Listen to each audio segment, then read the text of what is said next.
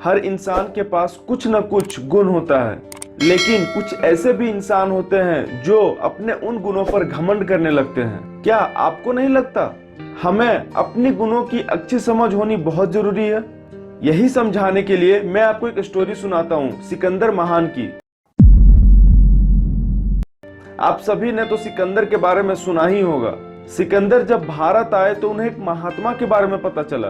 सिकंदर ने महात्मा से मिलने की सोची और एक दिन सिकंदर उससे मिलने के लिए उसका आश्रम चला गया। सिकंदर को आते देख वह महात्मा जोर जोर से हंसने लगा। यह देखकर सिकंदर मन ही मन में सोचने लगा, यह तो मेरा बहुत बड़ा अपमान है। उसने उस महात्मा से कहा, तुम अपनी मौत का बुलावा दे रहे हो। क्या तुम नहीं जानते तुम किस पर हंस रहे हो? और यदि तुम नहीं जानते तो मैं बता दूं कि मैं वही महान सिकंदर हूं जिसने पूरी दुनिया को जीत लिया। यह सुनकर महात्मा और जोर से हंसने लगा। कुछ समय बाद फिर से मुझे तो तुम्हारे अंदर कोई महानता नजर ही नहीं आती।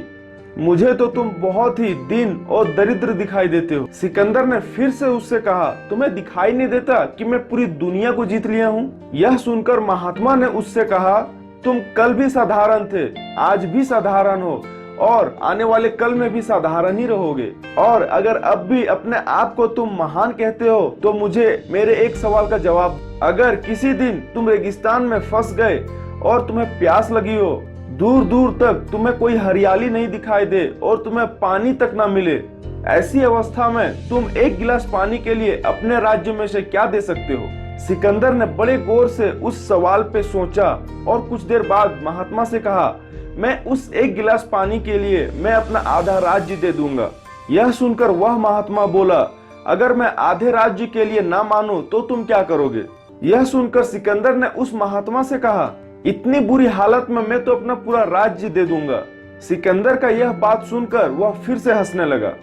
कुछ देर बाद महात्मा ने सिकंदर से कहा, तुम बेकार में ही इस राज्य पर घमंड कर रहे हो, क्योंकि तुम्हारे इस राज्य की कीमत बस एक गिलास पानी है। हे सिकंदर महान, तुम मेरी बात को सुनो।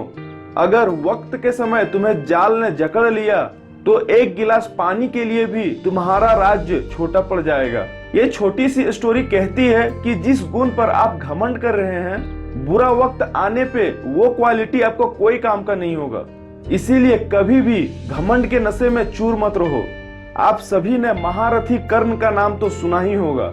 ऐसा कहा जाता है कि महारथी कर्ण को अपने सामर्थ्य और विद्या पर बहुत ही घमंड था, लेकिन जिस वक्त उन्हें अपनी विद्या की सबसे ज्यादा जरूरत थी, उसी वक्त वो सारी विद्या वो भूल गए।